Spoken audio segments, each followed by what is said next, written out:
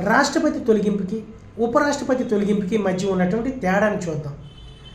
రాష్ట్రపతిని ఆర్టికల్ 61 ప్రకారం తొలగించడం జరుగుతుంది. ఉపరాష్ట్రపతిని ఆర్టికల్ 67 క్లాస్ బి ప్రకారం తొలగించడం జరుగుతుంది. రాష్ట్రపతిని తొలగించేందుకు మహాభియోగ తీర్మానం అనే ఒక ప్రక్రియ ఉంది. ఉపరాష్ట్రపతిని తొలగించేందుకు ఇటువంటి ప్రక్రియ లేదు. సాధారణంగా తొలగింపు ప్రక్రియ అంటే తొలగింపు తీర్మానం ద్వారా ఈయన తొలగించడం జరుగుతుంది. రాష్ట్రపతిని తొలగించేటటువంటి మహాభియోగ తీర్మానాన్ని లోక్సభలో కానీ రాజ్యసభలో కానీ ప్రవేశపెట్టవచ్చు. ఉపరాష్ట్రపతిని తొలగించేటటువంటి తొలగింపు తీర్మానాన్ని మొదటిగా రాజ్యసభలో మాత్రమే ప్రవేశపెట్టాలి.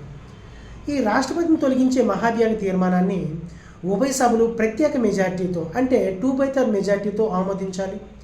ఉపరాష్ట్రపతిని తొలగించే తీర్మానాన్ని రాజ్యసభ ఎఫెక్టివ్ మెజార్టీతోనూ లోక్సభ సాధారణ మెజార్టీతోనూ ఆమోదిస్తే సరిపోతుంది.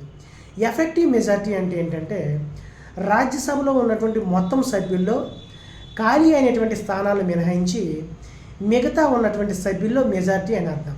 ఫర్ ఎగ్జాంపుల్, రాజ్యసభలో 245 సీట్లు ఉన్నాయనుకుంటే మరణం ద్వారా కానీ రాజీనామా ద్వారా కానీ తొలగింపు ద్వారా కానీ ఒక 45 సీట్లు ఖాళీ అయ్యాయి అనుకుందాం.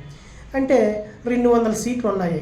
ఈ 200లో మెజారిటీ సభ్యులు అంటే 101 మంది సభ్యులు కానీ ఆమోదించినట్లయితే దాన్ని ఎఫెక్టివ్ మెజారిటీ అంటారు.